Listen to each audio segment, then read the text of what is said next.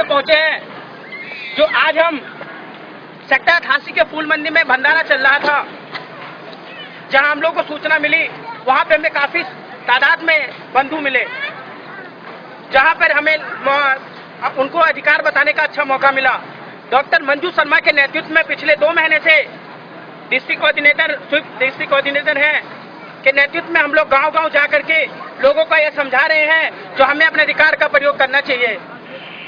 हम लोग किसी सरकार को कोसते हैं, जो सरकार ने क्या किया, उसने क्या किया, हम ये नहीं देखते क्या हमने अपने अधिकार का पालन किया है, नहीं किया। यानी कि हमारे देश में, हमारे जिले में 45 से 50% वोटिंग की जा रही है, क्या ये सही है? ये सोचने का विषय है।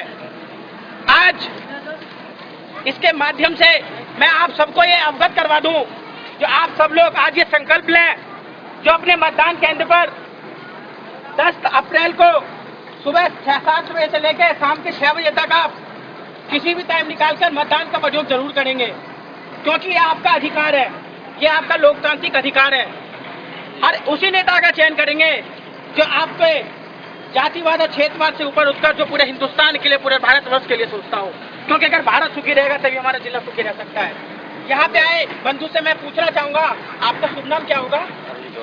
अरविंद जी, आपके घर में कितने वोटर हैं? 6। इनके घर में 6। क्या सब लोग जाते हैं वोट करने के लिए? सब लोग इनसे सीख ले सकते हैं। इनके घर में 6 वोटर हैं, ये सब जाते हैं। और आपके जो आसपास के बंधु भाई होंगे, उनको भी आप साथ लेके जाएंगे और उनको भी ये बताएंगे जो भैया आपका अधिकार है, क्योंकि एक वोट से ही सरकार गिर सकती है और एक वोट से ही सरकार बनती है। बहुत बढ़िया। इसलिए हमें एक वोट की भी कीमत समझनी है और हमें मतदान केंद्र पर अपने मत का प्रयोग जरूर करना है, क्योंकि हमारा अधिकार है, जिससे कि कल को सही नेता का चयन हो सके और हमारे संसद में जाके भारत का विकास कर सके। हमें जातिवाद, धर्मवाद, क्षेत्रवाद से ऊपर उठकर विकास करना है, क्योंकि हमें हिंदुस्तान के लिए सोचनी है। मैं सिकुल झा राजकीय स्नातकोत्तर महाविद्यालय से डॉक्टर मंजू शर्मा के नेतृत्व में, स्वीप कोऑर्डिनेटर गौतम बुद्ध नगर के नेतृत्व में आज हम यहाँ तक पहुँचे, जहाँ हमें काफी लोग मिले।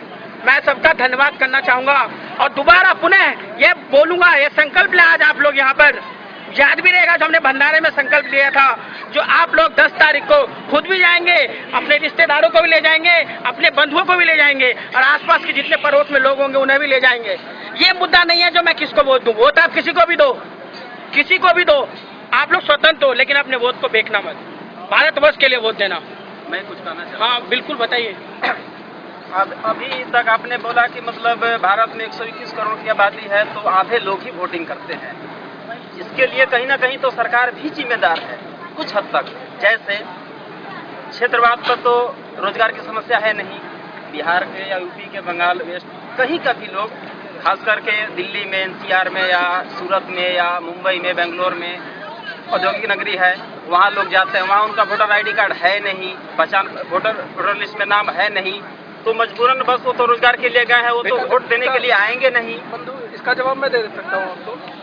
मैं भी मंजू शर्मा के नेतृत्व में Satish Kumar Mishra BSc second year का छात्र हूँ। आपने जैसे बोला कि यूपी बिहार के लोग हैं और बाहर जाते हैं, उनका आईडी कार्ड नहीं है। मैं आपको बता दूं कि मैं भी यूपी का ही छात्र हूँ, यूपी में ही मेरा जन्म हुआ है, अयोध्या से मैं बिलोंग करता हूँ।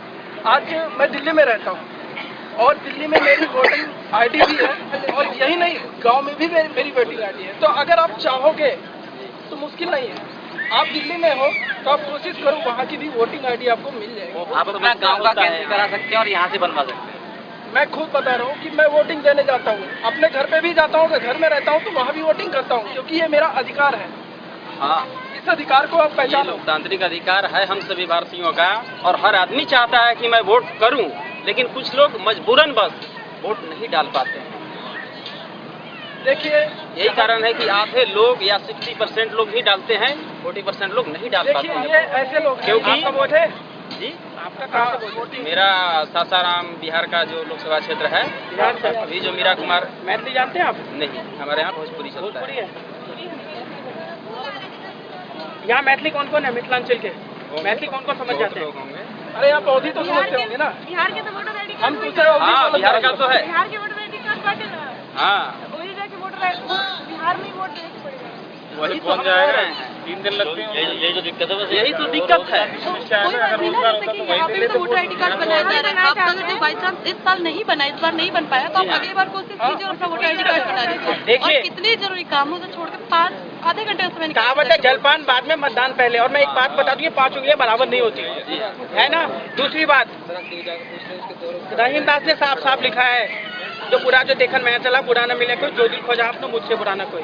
अपने आप को ही मानो ना आप, यार मेरा ही नहीं है, मैं आगे जाऊंगा। हम ये नहीं सोचते, हम कहते हैं यार वो फॉर्म लेके गया था, उसका हुआ नहीं तो मेरा कहाँ से हो जाएगा। ये मन में ख्यालें आती हैं। पड़ोस में अगर मकान नंबर 5 का बहुत बना हुआ है, 6 का नहीं है, तो ये सोचेगा 6 फॉर्म लेके गया था, 4 बार वापस आया तो मैं जा ही नहीं रहा। ये ठीक हमें मन से निकालनी होगी। कुछ न कुछ हद तक सरकारी कर्मचारी भी जिम्मेदार है, जो लोगों को बार बार गुमराह करते हैं, भगाते रहते हैं, लोग परेशान होकर के खुद हट जाते हैं। सर कहीं ना कहीं व्यवस्था में गड़बड़ी जरूर है। आज भारत का कोई भी नागरिक नहीं चाहता कि मैं वोट ना डालूं, मेरा देश विकसित ना बने, हर लोगों के हाथ में रोजगार ना मिले। अब आप कह रहे हो कि मतलब व्यवस्था में कहीं गड़बड़ी है, हाँ है ना, सरकार का हाथ है। तो देखो व्यवस्था में अगर चेंज लाना है तो उसमें ये जरूरी बात है कि आप आगे बढ़ो, आपका महत्व होना चाहिए, क्योंकि सरकार आप ही बनाओगे और आप ही बिगाड़ेंगे। इसलिए अपनी वोट की कीमत को वेस्ट मत जाने दो। आपका वोट बहुत कीमती है। लेकिन इनकी बात हुई समस्या का हल आपको जवाब नहीं दिया, संतुष्ट नहीं है वो। मैं बताऊं, आप कह रहे हो ना, आपका जो मतलब कि लोगों की ये प्रॉब्लम है, ये कहीं ना कहीं व्यवस्था में कमी है। एक मिनट हमने जिसको भेजा है आगे, 6 में आ जाओ ना, उसकी गलतियां है नहीं, लेकिन उनको भेजा किसने है? हमने आपने भेजा ना, इसे ही चेंज करना है, करके ईमानदारी के इसे ही चेंज करना है। आप इधर सामने खड़े हो जाओ, इसके लिए हम लोगों ने 6 में आ जाओ। ये लीपापोती हो रही है और कुछ लेकिन वहाँ लोकसभा में विधानसभा में जाने के बाद लोग तो भूल ही जाते हैं। हमें आप लोगों को बस जागरूक करना है। आप हर चीज में जागरूक रहेंगे तो सब कुछ मिलेगा आपको।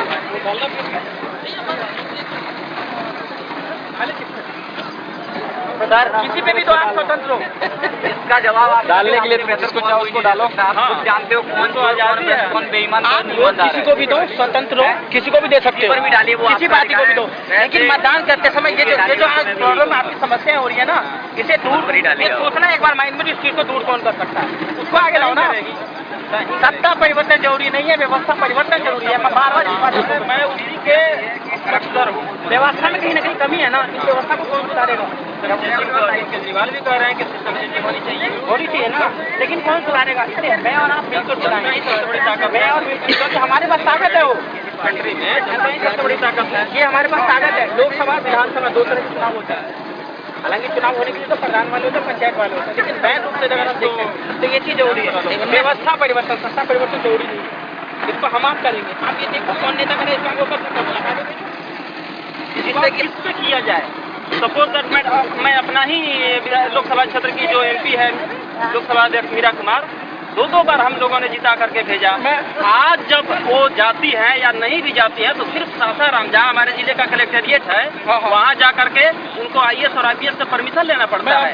IAS IPS का मीरा कुमार जो है 1 मिनट, IAS IPS उनको परमिशन नहीं देते हैं। ये कह करके उधर जाएंगे ना तो उग्रवाद एरिया है, आपका जान का खतरा है। मैं उनसे पूछना चाहता हूँ कि कल तक जिन लोगों ने आपको वोट दे करके आपको लोकसभा तक पहुंचाया, संसद की सबसे ऊंची कुर्सी पे बैठाया, वो जनता कल तक दुश्मन नहीं थी। आज उसी के क्षेत्र में जाने के लिए वही जनता आज आपकी जान की दुश्मन बन गई। देखिए हमारा एम सिर्फ इतना है कि आप जागरूक हो जाओ, आप अपनी वोट की कीमत को पहचानो। हमें भी पता है, सीधा सीधी एक ही शब्द है, कोई भी पार्टियां, कोई भी नेता मतलब आज जनता के हिसाब से नहीं चल रही है। जनता का विश्वास उठ चुका है। वोट नहीं दिया जाए, नहीं देना है। क्या वो मैं बताइए, अगर नहीं दे रहा है मान लो तो देना है, वोट ही देना चाहिए हमें। नहीं, मैं ये नहीं कह रहा हूँ। भारतीय नागरिक होने के नाते मेरा कर्तव्य है कि वोट दूं, लेकिन जो हकीकत है वो मैं कह रहा हूँ। सर आपके लिए इस बारे में नोटा भी है, इंडिया एक नया उपाय दिया, नोटा। हमें कोई भी उम्मीदवार पसंद नहीं, आप उस पर नोटा मैं दबाऊंगा, मैं नोटा ही लगाऊंगा। एक बात और भी है, देखिए नोटा ऑप्शन सेलेक्ट करने से आपका पर्पज नहीं पूरा होना, क्योंकि ना उससे आपकी दशा में सुधार होगा, ना आपकी स्थिति चेंज होगी। लेकिन सरकार को तो ध्यान जाएगा ना कि भारत की जब 121 करोड़ आबादी में कितने लोग किसी भी पार्टी, किसी भी नेता को नहीं चाहते हैं। देखिए ये डाटा तो निकलेगा ना। करोड़ आबादी में एक आदमी खड़ा होकर के ये सारे नेताओं को बोलता है कि ये गलत है, भ्रष्ट है, तो यहाँ भिजवाने वाला कौन वहाँ तक?